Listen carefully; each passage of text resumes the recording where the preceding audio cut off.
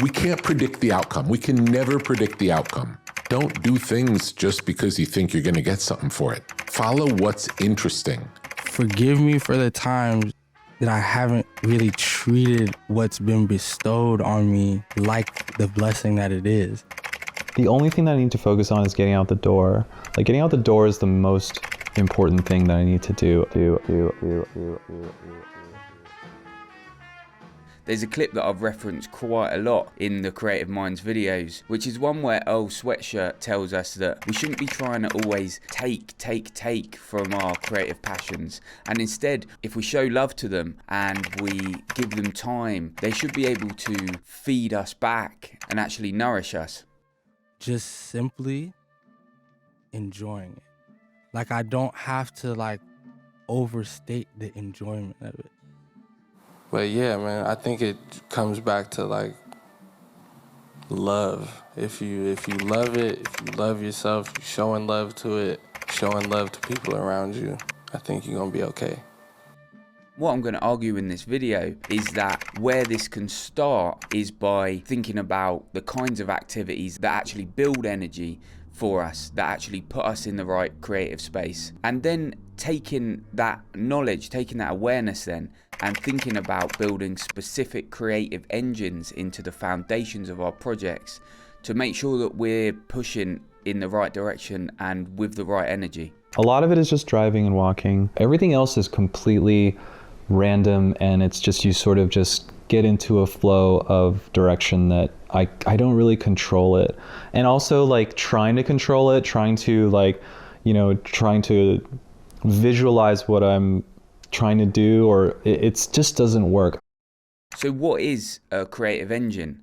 In order to explain it, I want to give you just a few examples, starting with one of the community artists that I spoke to. And in one of the modes of his creative practice, he paints character studies in what you might kind of see as a mural style. And all the activities within that you might feel need willpower or self-motivation, all the picking of the location, the packing up of the paint on the day, putting it in the diary and getting out there and actually doing it, is actually driven by a small flywheel that the artist has created, which sits at the foundation of that project.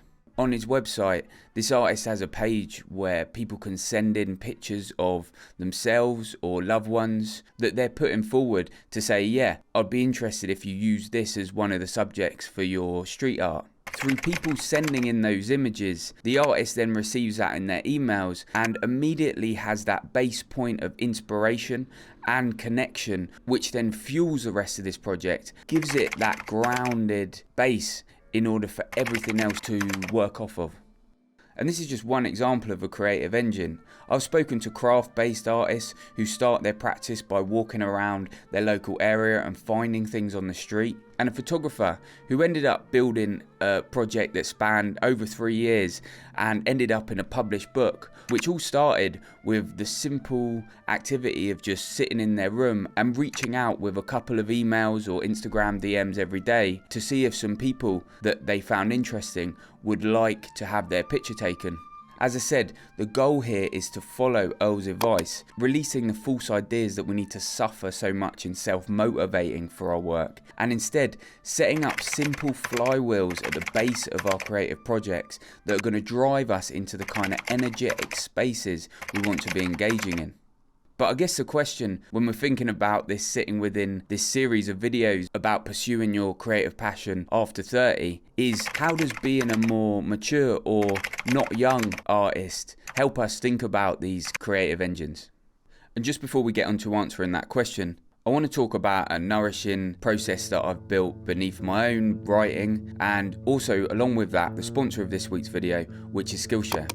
I spoke in my last Skillshare ad about how I was giving ink drawing a go in order to turn some of my writing and the creative process around my writing into some more substantial and larger objects. I enjoyed the process of this, but actually once I got into it, felt that I wanted to try some different materials and ended up landing on oil painting as something that I wanted to explore Before I started, I literally knew nothing about oil painting. The course I found on Skillshare, which has been helping me build those basic skills, was called Fearless Oil Painting with Amy Plant, and I could quickly see that it was comprehensive enough, and also that over 2,500 students had already gone through it, and it had a high rating and an engaged community of people who were sending in their class projects. Whatever your own creative goals, when you join Skillshare, you'll have access to courses from animation to photography to graphic design and music, as well as their new offering of learning paths where they gather a sequence of classes to give you a guided and tailored route on your own learning journey. And the best thing about this partnership with Skillshare is that they offer me the opportunity to allow this audience to take a look and explore Skillshare for free. The first 500 people to use my link in the description will receive a 1-month free trial of Skillshare, so go get started and take a look. It's absolutely free, and following that journey will support both you and the work that I do on this channel. Thanks again to the sponsors on these videos. With all that said, let's jump back into it. Nature is a really important part of my work, and I think of nature as to do with something that's self-propagating, something that's organic, that is about the accidents that happen in paint. My way of painting relies a lot on that sort of accidental nature of the painting process and the idea that the painting grows itself, and I'm sort of responding to things that are out of my control that are happening on the canvas. And I think of the studio as somewhere that I can bring in lots of different information, bring in images and films, and sort of feed what might then come out of the studio, but it's sort of like tending to this sort of garden that produces paintings, I suppose. I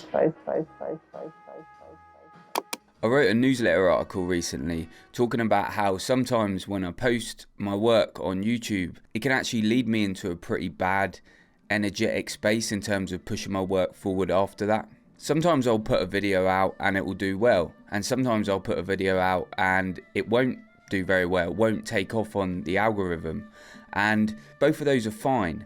But I was recognizing that although I think that in my head, there was a feeling that was being created inside of me, a kind of haze that was coming over me when the video wasn't succeeding in terms of numbers.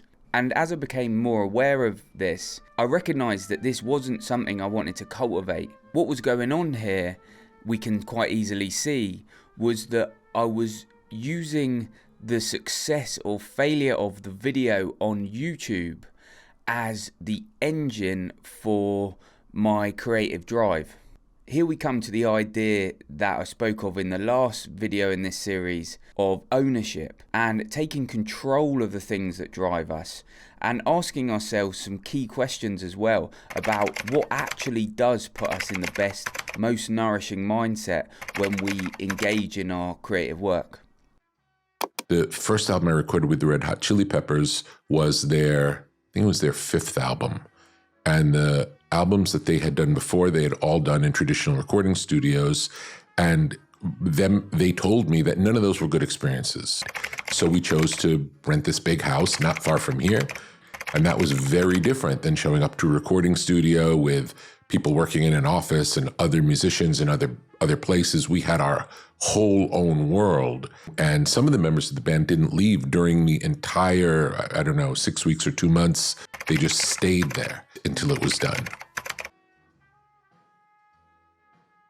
For me, I recognize more and more that it's when I actually connect with real people through my creative practice, that energy feeds back into the work in a really positive way and makes me approach that work in a way that I want to.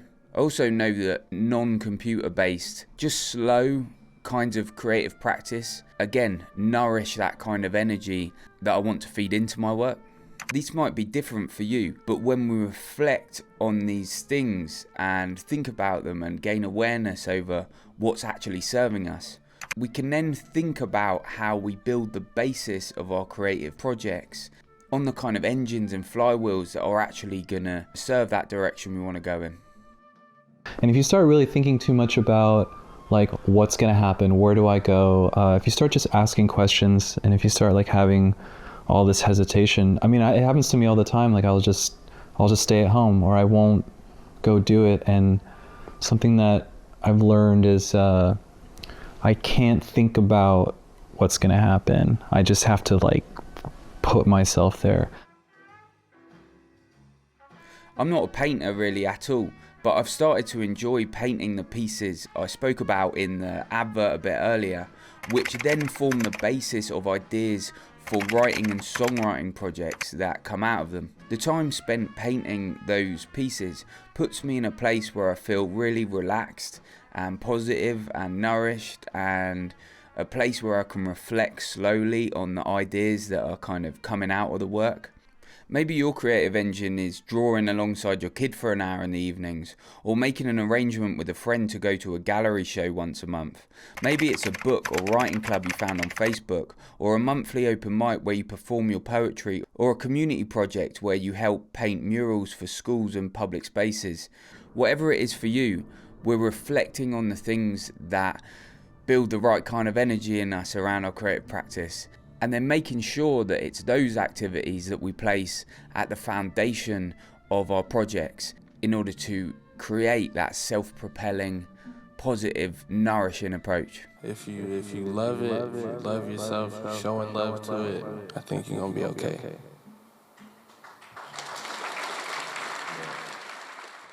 If you've got any examples yourself or thoughts on these ideas yourself, I'd be really interested to see them and hear them, and consider joining the conversation in the comments below.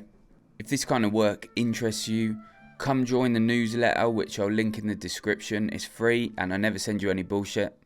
And thanks to the paid subs who support this work, for everyone who gets value from it. And with all that said, speak soon. Good luck in your own work.